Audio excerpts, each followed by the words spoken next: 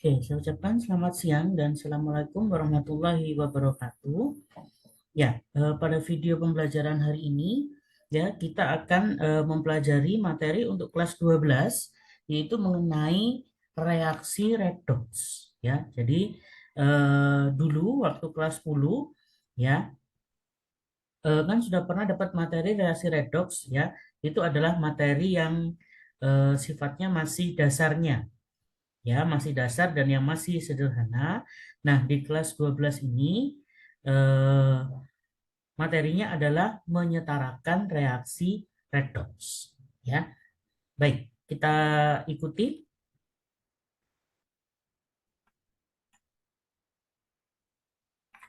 Oke, ya untuk reaksi redox yaitu menyetarakan reaksi redox. Ya, nah ada dua cara nanti menyetarakan reaksi redox. Ya, dan dua-duanya ya tiap siswa harus sudah bisa. Itu ya. Itu yang pertama. Kedua nanti ya, jika menyetarakan redox, kalian harus melihat perintahnya terlebih dahulu ya dengan dua cara ini. Oke. Jadi cara yang pertama ya disebutnya dengan cara perubahan bilangan oksidasi ya atau di sekolah kadang disingkat dengan nama PBO, perubahan bilangan oksidasi. Oke. Yang kedua, namanya adalah cara ion elektron ya atau dikenalnya dengan nama nanti setengah reaksi ya. Nah, maka dua-duanya ini ya tiap siswa harus sudah bisa. Itu yang pertama. Kemudian reaksi redoksnya ya itu ketika dikerjakan dengan dua cara ini maka hasilnya harus sama. Gitu ya. Jadi nanti tidak boleh dengan cara PBO ya dengan soal yang sama gitu ya dikerjakan dengan cara PBO maupun dengan cara setengah reaksi ternyata hasilnya beda. Ya, kalau hasilnya beda ya bisa jadi PBO-nya yang benar ya, ion elektronnya yang salah atau sebaliknya atau bisa jadi dua-duanya memang salah ya. Kalau benar maka dua-duanya hasilnya harus sama gitu ya. Oke, baik. Eh, Berikutnya, nah nanti dalam menyetarakan redox akan diberikan dengan dua kondisi, ya dua keadaan atau gurunya bilang dua suasana. Ya, apa suasananya? Yang pertama yaitu suasananya asam. Ya, jadi nanti di tiap soal keadaannya atau kondisinya ya pasti dituliskan di soal. Apakah dia yang pertama suasananya asam, yaitu cirinya ada ion H positif, gitu ya. Kemudian yang kedua yaitu suasananya basah, yaitu cirinya ada ion OH negatif. Ya, sebenarnya ada tiga, ya cuma yang satu sudah nggak pernah dipakai, ya atau dipakainya biasanya untuk soal-soal lomba, ya yaitu namanya suasana netral. Ya, kalau suasana netral itu nanti antara H plus dan OH minnya ya itu dalam kondisi yang sama.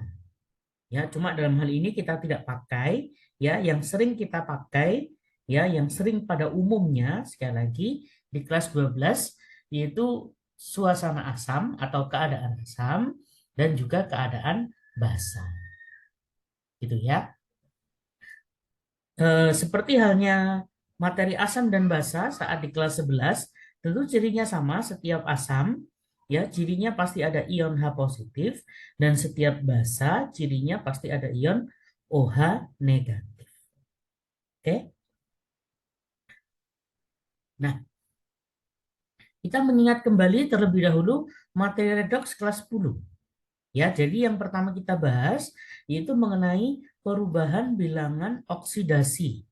Ya, tapi sebelum masuk ke situ, ya saya ingin mengulang kembali sedikit materi redox untuk kelas 10.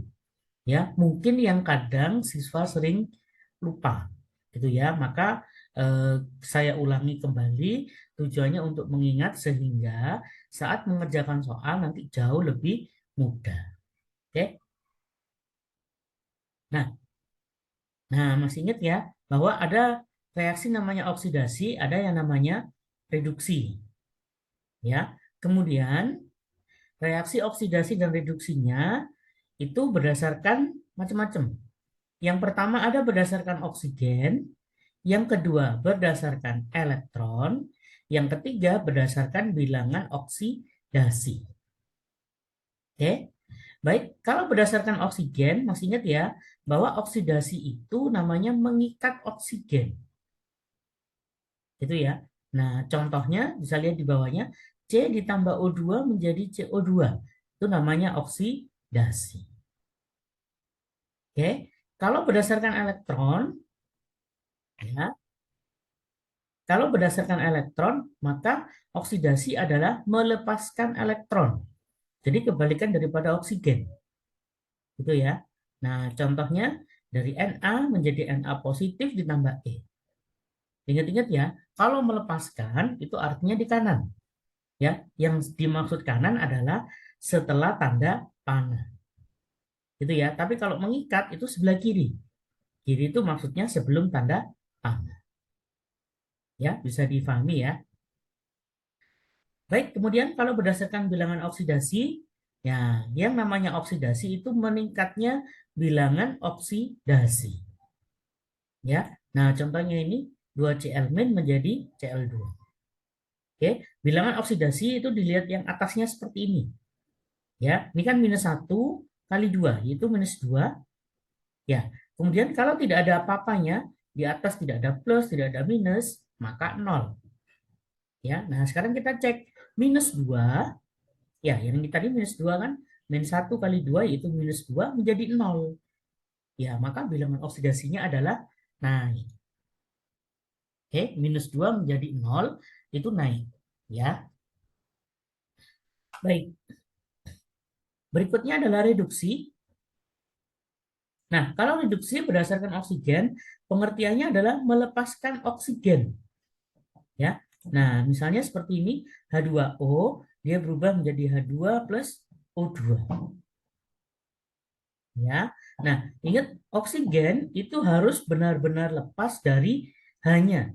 Jadi nanti hanya tidak boleh ada yang mengandung O2. Ya, tidak ada hidrogen yang berikatan dengan oksigen. Itu ya. Sebaliknya, misalkan Pak saya mau pakai eh, reaksi yang ini, yang oksidasi ini, tapi saya balik. Boleh nggak apa-apa. Tapi dengan catatan, ingat, oksigen harus benar-benar terpisah dengan karbon.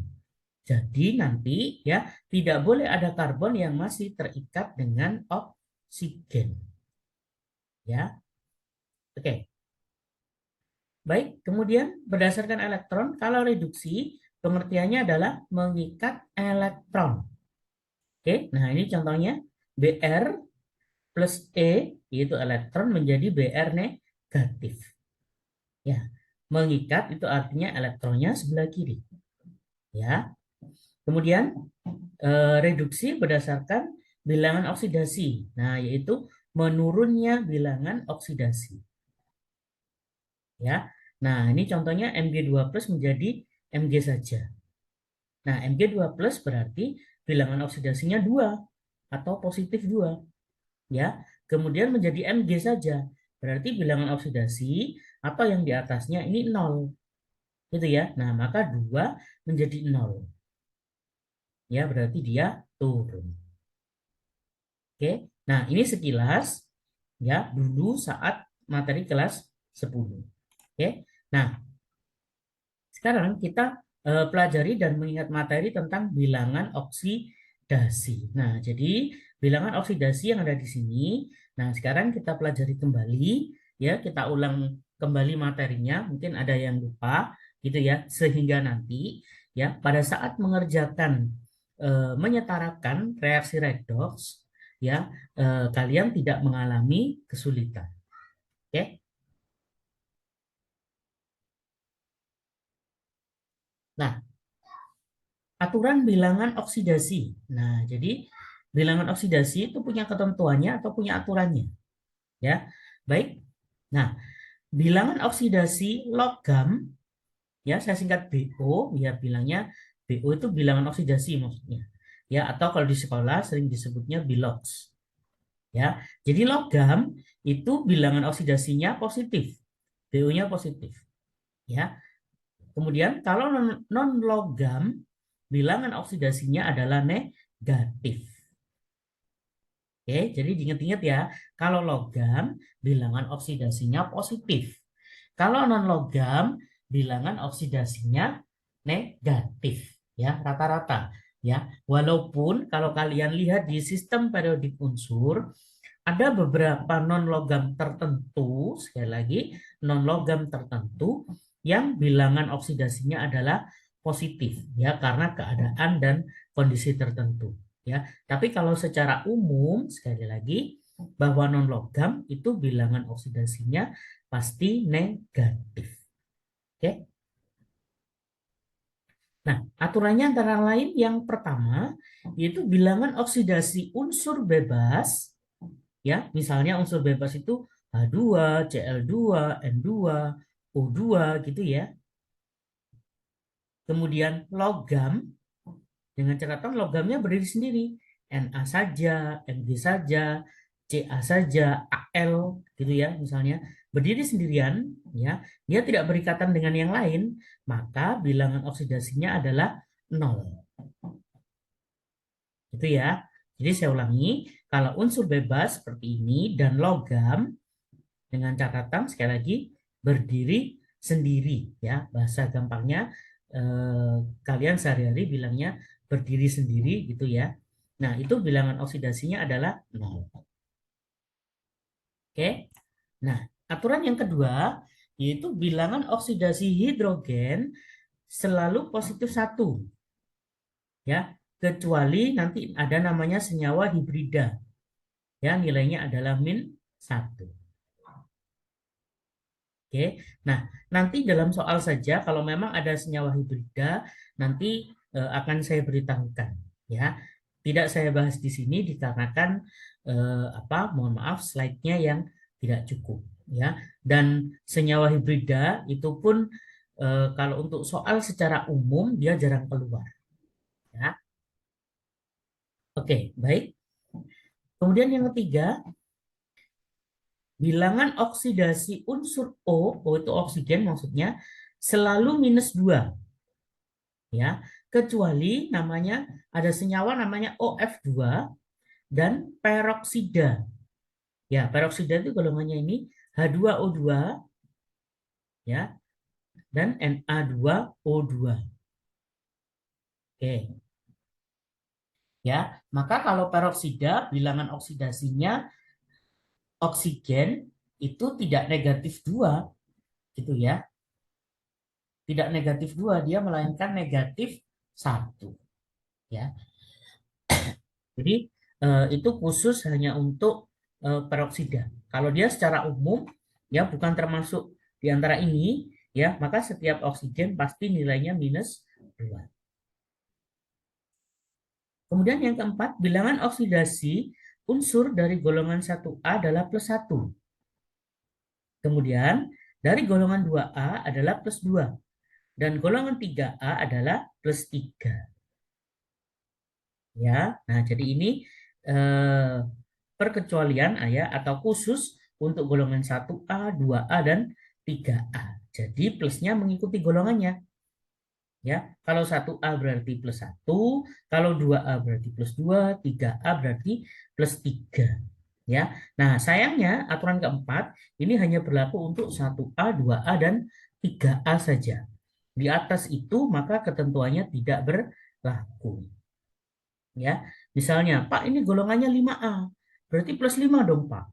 Ya, nah maka itu nggak boleh, nggak berlaku. Ya, karena di poin keempat ini dia hanya berlaku hingga di 3A saja. Oke. Kemudian poin kelima, bilangan oksidasi unsur golongan 7A dalam senyawa biner. Ya. Nah, apa yang dimaksud senyawa biner? Senyawa biner adalah senyawa yang terdiri atas dua jenis unsur. Ya, senyawanya hanya bisa dua jenis unsur. Ya, kalau bukan dua jenis itu tidak bisa disebut biner. Ya.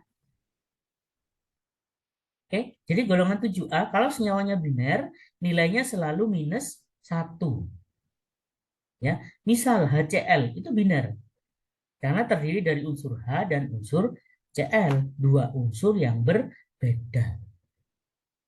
Oke. Nah, berikutnya contohnya ini MgCl2. Nah, kan terdiri dari Mg dan Cl. Nah, kadang siswa tanyanya begini, Pak, itu Cl-nya kan ada dua. Ya, tapi kan ingat, kalau di kimia, unsur yang kembar, gitu ya, masih ingat ya, unsur yang kembar itu dihitungnya adalah satu. Gitu ya. Yang penting dia beda jenis, bukan jumlahnya yang dihitung. Ya, MgCl2 itu hanya terdiri dari satu Mg dan dua Cl. Maksudnya Mg dan Cl-nya kan yang beda. Gitu ya. Kecuali dia menuliskan MgClO. Nah, itu terdiri dari tiga unsur yang berbeda. Ada unsur Mg, ada unsur Cl, ada unsur oksigen. Gitu ya. Nah, selama bentuknya seperti ini, maka senyawanya biner.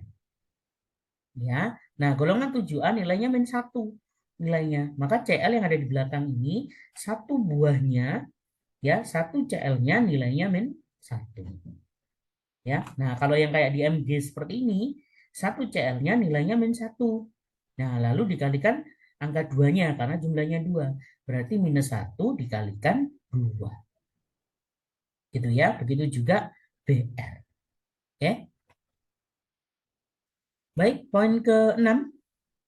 Jumlah semua bilangan oksidasi dalam senyawa, misalnya senyawanya H2O atau NaOH, atau senyawa apapun, sekali lagi, ya, jumlah semua bilangan oksidasi. Jadi bilangan oksidasinya dijumlah semua, ya, maka hasilnya adalah 0. Itu ketentuan. Baik. Kemudian yang ketujuh, bilangan oksidasi ion monoatom dan poliatom, ya, yaitu sama dengan muatan ionnya. Ya. Nah, jadi kalau ada ion seperti ini, misal Na positif, ya, maka BO-nya atau bilangan oksidasinya, Biloxnya mengikuti plusnya. Karena di sini plusnya 1, ya, maka berarti dia plus 1. Kalau nanti Pak plus 2, ya berarti BO-nya plus 2. Biloxnya plus 2. Itu ya. Nah, ini contohnya lagi P2O5 3 negatif. Ya, misal. Nah, maka BO-nya bilangan oksidasinya adalah negatif 3. Ya, jadi mengikuti plus atau minus dari muatannya. Oke. Nah, yang ke-8 ya, menggunakan rumus ini ya, yaitu X2O kemudian A kecil di bawahnya. Nah, ini dari apa? Keseringan senyawa ya yang sifatnya dia berulang-ulang. Ya, artinya apa? Ini berlaku hanya untuk bentuknya seperti ini ya. Jadi X ini adalah unsur yang lain, kita nggak tahu apapun unsur tersebut. Ini harus angka 2 dan harus oksigen. Jadi O ini oksigen. Gitu ya. Kemudian A kecil itu adalah sebuah angka nanti. Ya, maka di sini ada ketentuannya, maka A kecil ya A ini, tapi saya menulisnya dalam bentuk huruf tegak gitu ya. Maka A adalah bilangan oksidasi dari unsur X. Nah, 2 itu bilangan oksidasi oksigen. Cuma 2-nya jadi minus. Ya, karena kan aturannya tadi sesuai poin ketiga, oksigen nilainya adalah minus 2. Ya. Nah, cuma nomor 8 ini kadang keluar, kadang tidak. Ya, cuma saya beritahukan ya, bisa pakai rumus yang seperti ini. Gitu ya. Jadi X ini adalah unsurnya apapun itu kita nggak tahu. Kemudian harus 2 dan harus oksigen. Kalau nggak oksigen nggak boleh. Ya, ini berlaku unsur yang berikatan dengan oksigen. Ya. Oke. Baik, inilah aturan bilangan oksidasinya. Nah, sekarang ya kita terapkan aturan bilangan oksidasi tadi untuk menghitung bilangan oksidasi suatu unsur. Oke, misalkan, nah seperti ini. Ya, tentukan bilangan oksidasi unsur Cr dalam senyawa K2Cr2O7. Oke. Nah, kita tulis dulu K2Cr2O7. Ya. Nah, sesuai aturan tadi ya di slide yang sebelumnya ya, bahwa kalium itu golongan 1A. Masih ingat ya? Ya. Karena di kelas 12 rata-rata siswa sudah hafal ya unsur-unsur yang berada di golongan 1A, golongan 2A maupun 3A. Oke. Nah, maka saya tuliskan itu ya, itu plus 1. Yang di dalam kurung ini adalah miliknya K. 2 gara-gara K-nya ada 2. Paham ya? Yang pertama. Baik. Kemudian yang ditanyakan unsur Cr. Nah, kita nggak tahu unsur Cr-nya berapa. Bilangan oksidasinya. Gitu ya. Sehingga unsur Cr-nya kita misalkan X. Ya, karena Cr-nya ada 2, berarti 2X. Oke. Kemudian oksigen, nah sesuai aturan yang tadi, oksigen bilangan oksidasinya adalah minus 2. Dikalikan 7 gara-gara oksigennya sebanyak 7. Oke. Nah, kalau sudah, ini kita jumlah semua. Gitu ya. Sehingga, nah saya tuliskan seperti ini, plus 2 ditambah 2X min 14 dikali ini. Paham ya? Ingat, semuanya dijumlah sama dengan 0. Ya. Nah, maka berapakah nilai X-nya? Ya, X-nya adalah 14 dikurangi 2, ya, dikurangi terlebih dahulu, makanya saya kurung, lalu hasilnya dibagi 2. Ya. Nah, maka dengan demikian, nah karena hasilnya plus, ya, maka depannya harus diberi tanda plus. Ya, maka plus benar. Masih ingat ya tadi ya, logam bilangan oksidasinya adalah positif.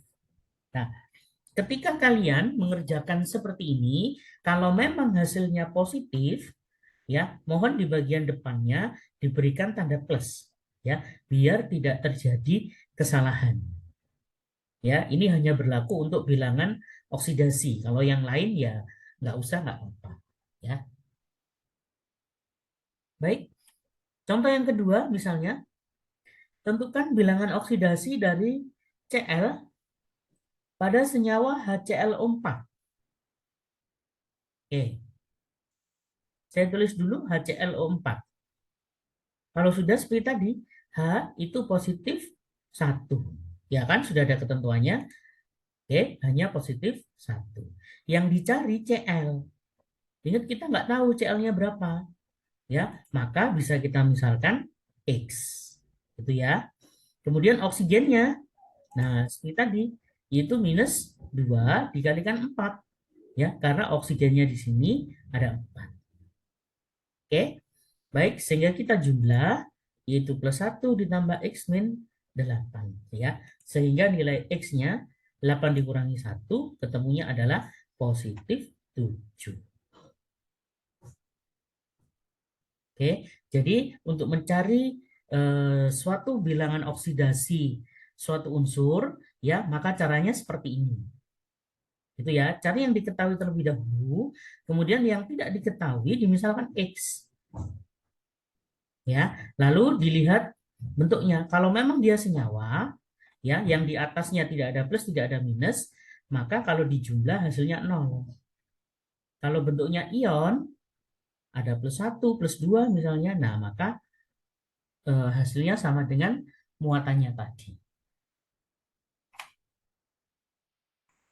Oke, contohnya seperti ini. Nah, unsur S, ya, bilangan oksidasi unsur S pada senyawa SO4 2-. Oke, kita hitung dulu. Ya, saya tulis dulu SO4 2-. S-nya kita tidak tahu, berarti dimisalkan X. Kemudian oksigennya adalah minus 2 kalikan 4. Oke, karena jumlahnya oksigennya 4. Nah, kalau sudah, yaitu X min 8, ya, sama dengan minus 2. Lihat yang ada di sini. Ya, dia kan muatannya min 2. Ya, maka sama dengannya sama dengan minus 2. Oke. Nah, kalau sudah, maka nilai X-nya bisa kita hitung, yaitu 8 dikurangi 2, hasilnya adalah positif 6. Ya, dengan demikian unsur S, ya, unsur sulfur dalam senyawa SO4 2-, ya, maka bilangan oksidasinya adalah positif 6. Oke. Nah, berikutnya yaitu kita hanya menentukan dulu, ya, menentukan suatu reaksi apakah dia termasuk redoks atau bukan, ya, berdasarkan metode perubahan bilangan oksidasi. Oke, jadi ini kita menentukan dia redoks atau bukan, gitu ya. Jadi belum menyetarakan, ya. Mohon bersabar dulu, ya. Tujuannya apa? Supaya nanti saat kalian menyetarakan persamaan reaksi dengan cara PBO itu jauh lebih memudahkan, gitu ya. Jadi ini kita masih belajar dasarnya dulu, ya. Baru nanti di video berikutnya, ya, maka akan ada bagaimana cara menyetarakan reaksi dengan cara perubahan bilangan oksidasi, ya. Oke, baik, contoh yang pertama yaitu Zn ditambah H2SO4 menjadi ZnSO4 plus H2, ya. Nah, sekarang kita cek bilangan oksidasinya masing-masing, ya. Nah, saya menuliskannya seperti ini. Jadi ini ibaratnya pembatas, gitu ya, antara yang kiri dengan yang kanan. Oke. Baik, yang pertama yaitu dari Zn-nya dulu. Perhatikan Zn yang sebelah kiri, ya, bisa sambil diperhatikan kursornya. Zn sebelah kiri dia berdiri sendiri, ya. Maka sesuai aturan tadi, ya, kita cek bilangan oksidasinya dulu, ya, baru nanti kita buat kesimpulan apakah dia redoks atau bukan, ya. Zn karena dia berdiri sendiri yang ada di sini, ya, maka bilangan oksidasinya 0, ya, dia berdiri sendiri. Oke. Nah, Zn yang ada di kanan ini, nah, tadi masih ingat SO4 itu muatannya -2, ya. Nah, maka supaya jadi 0, ya, maka Zn-nya harus +2. Ya, kan +2 dikurangi 2 sama dengan 0. Ya. Jadi di slide sebelumnya tadi kan sudah ada bahwa SO4 itu muatannya 2-. Ya, ini sebagian siswa harus sudah hafal, ya. Jadi dulu mungkin saat kelas 11 sudah diminta sama gurunya harus bisa ionisasi, ya, dan sebagian rata-rata pasti hafal. Gitu ya. Kalau SO4 itu 2-, kalau Cl itu -1 misalnya, gitu ya. Kemudian NO3 -1 yaitu nitrat. Kalau Br -1, ya, dan seterusnya, ya. Maka siswa harus hafal itu, ya. Tujuannya apa? Supaya sekali lagi untuk mempermudah mengerjakan, ya. Oke. Sehingga Zn yang ada di sebelah kanan itu nilainya +2. Oke. Nah, kalau sudah, ini Zn-nya dulu, ternyata ada perubahan. Dari 0 menjadi 2, berarti dia naik. Oke. Ingat yang namanya redoks, itu harus ada bilangan oksidasi yang naik dan yang turun. Baru dikatakan redoks. Kalau naik saja, berarti dia oksidasi saja. Kalau dia turun saja, berarti dia reduksi saja. Gitu ya. Oke, kemudian perhatikan H yang ada di sebelah kiri pada H2. Ya, hidrogen kalau posisinya seperti ini, ya, dia di depan, dia berikatan dengan yang lain. Posisinya dia di depan selama bukan, ya, yang kayak tadi H2O2 gitu ya. Nah, kemudian bukan hidrida, ya, maka hanya +1. Ya. Nah, H yang kanan bisa perhatikan H2. Nah, H2 ini termasuk unsur bebas. Ya. Nah, karena dia unsur bebas, berarti bilangan oksidasinya 0. Ya. Maka bisa dilihat bilangan oksidasinya 1 menjadi 0, maka dia turun. Oke. Ada naik, ada turun. Ya. Nah, berarti kesimpulannya dia adalah redox.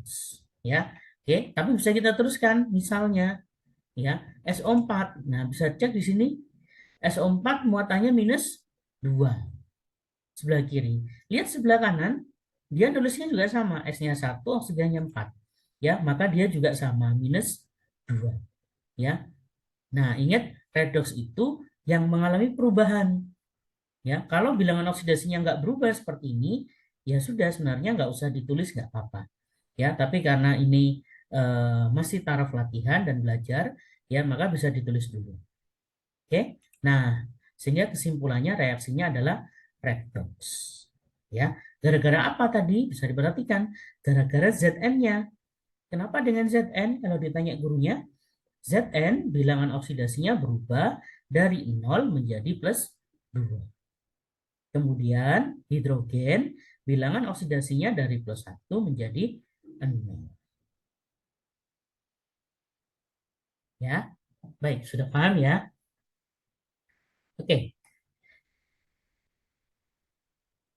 Nah, soal nomor 2, misalkan bentuknya seperti ini. KMNO4 ditambah HCl menjadi MnCl2 ditambah KCl ditambah Cl2 ditambah H2O. Oke, kita cek dulu. Oke, yang pertama, nah K-nya +1. Ya, K itu +1. Aturannya kenapa? Karena golongan 1A. Ya, kemudian lihat pada KCl. Ya, nah cara mudahnya saya beritahu ya. Nah, K selama dia berikatan dengan unsur yang lain, gitu ya. Dalam hal ini, kalau kalian lihat sebelah kiri K dengan Mn, O4, kemudian K dengan Cl, gitu ya. Nah, selama K ini berikatan dengan unsur yang lain, maka bilangan oksidasinya pasti tetap, gitu ya. Kenapa? Karena K cuma punya +1. Ya, dia kalau mau berubah, maka K-nya harus sendirian, nggak boleh berikatan. Ya, karena di sebelah kanan K-nya nggak ada yang sendirian, maka otomatis K pada KCl, bilangan oksidasinya juga +1. Oke. Kemudian, oke, yang kedua Mn. Sebelah kiri bilangan oksidasinya +7. Oke, kalian bisa cari dengan cara yang tadi. Ya, di slide yang sebelumnya tadi, bagaimana mencari bilangan oksidasinya. Ya, Mn adalah +7. Oke, kemudian pada MnCl2 nilainya adalah +2 bilangan oksidasinya. Ya, maka di sini ada perubahan dari 7 menjadi 2. Berarti turunnya 5 atau berkurang 5. Oke. Kemudian bisa dilihat kembali H, nilainya +1, H pada HCl. Oke, dia berikatan ya. Nah, kemudian lihat di sebelah kanan H pada H2O. Dia juga berikatan. Ya. Nah, H sama K itu tipenya mirip. Ya, selama dia berikatan, di sebelah kiri dia berikatan, sebelah kanan dia berikatan, maka bilangan oksidasinya rata-rata masih sama. Dia akan berubah kalau kondisinya kayak soal nomor 1 tadi. Ya, yang sebelah kiri hanya berikatan, yang sebelah kanan hanya sendirian. Ya. Oke, sehingga hanya tetap +1. Baik. Nah, berikutnya Cl. Nah, Cl pada HCl nilainya -1 Cl-nya. Kenapa? Masih ingat ya tadi Cl termasuk golongan 7A. Ya, dia letaknya di belakang, hanya terdiri dari 2 unsur, maka nilainya -1. Nah, Cl pada Cl2, yang Cl2 ya, jangan Cl yang KCl. Kalau Cl pada KCl, ya, ini nilainya -1. Sama kayak ini, maka nggak bisa dipakai. Gitu ya. Sehingga yang dipakai bukan Cl pada KCl, melainkan Cl yang pada Cl2. Ya, sehingga saya menuliskan di sini Cl pada Cl2. Maksudnya yang sebelah ini. Yang ini. Paham ya? Nah, Cl pada Cl2 itu bilangan oksidasinya 0.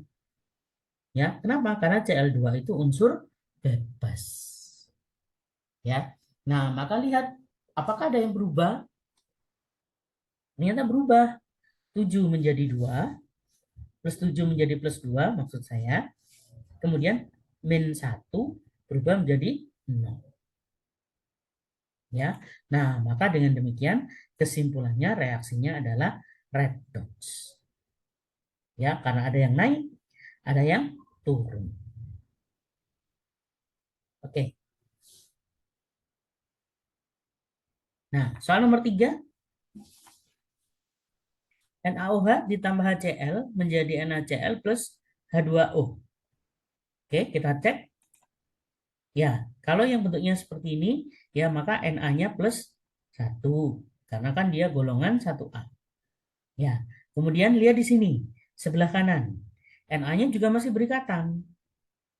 Ya, nah, dia juga golongan 1 masih sama. Sehingga sifatnya mirip seperti K. Ya, selama dia berikatan, maka bilangan oksidasinya pasti sama alias tetap. Ya, yaitu plus 1. Kemudian oksigen minus 2. Ya, sesuai ketentuannya, ya, karena dia nggak ada hal yang khusus. Kayak tadi yang H2O2, OF2 itu nggak ada. Ya, sehingga ini min 2. Baik. O pada H2O juga sama, nilainya adalah min 2. Bilangan oksidasinya. Oke. Kemudian H positif 1, mirip yang di atas ya, HCl. Terus yang ini H2O juga sama. Ya, maka plus 1 juga. Oke. Nah, kemudian Cl. Ya, Cl pada HCl sama seperti yang ada di atas, yaitu minus 1. Nah, pada NaCl, ya aturannya sama dengan HCl. Masih ingat ya, dia terdiri dari 2 unsur, kemudian Cl-nya letaknya di belakang. Sehingga nilainya adalah min 1 juga. Nah, dari sini, kalau kalian amati, ternyata nggak ada yang berubah. Ya, lihat Na-nya plus 1 juga plus 1. Oksigennya min 2 juga min 2. Hanya plus 1 juga plus 1. Cl-nya juga sama. Ya, nah maka tipe seperti ini, soal nomor 3, ya seperti ini adalah bukan reaksi redox. Ya, kenapa? Kalau ditanya seperti tadi, itu bilangan oksidasinya tidak ada yang berubah. Ya, maka kalau bilangan oksidasinya nggak ada yang berubah, maka reaksinya bukan redox. Ya, oke, baik. Sampai sekian dulu video pembelajaran kita hari ini.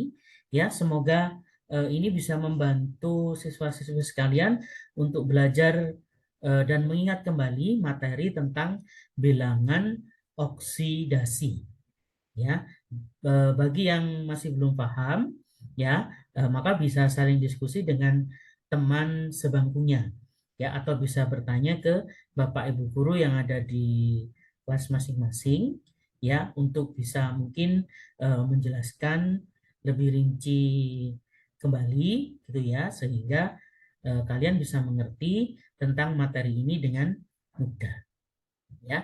Baik, sampai ketemu di video pembelajaran berikutnya, ya, di minggu depan masih di jam penayangan video yang sama, ya.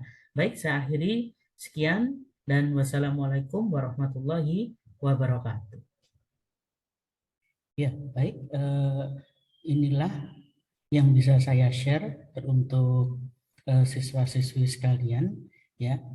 Jadi bisa di-share ke teman-teman yang lain ya jika bermanfaat dan agar dapat membantu teman yang lainnya, gitu ya. Dan bisa di-subscribe untuk mendapatkan update videonya di tiap minggunya, gitu ya. Dan bagi yang menonton channel ini silahkan beri komentar yang positif di channel ini. Ya, itu saja yang bisa saya berikan kepada siswa-siswi sekalian, baik untuk yang kelas 10, kelas 11 maupun kelas 12. Ya, semoga channel ini dapat membantu untuk proses pembelajaran untuk siswa-siswa sekalian. Ya, Baik, terima kasih atas waktunya. Assalamualaikum warahmatullahi wabarakatuh.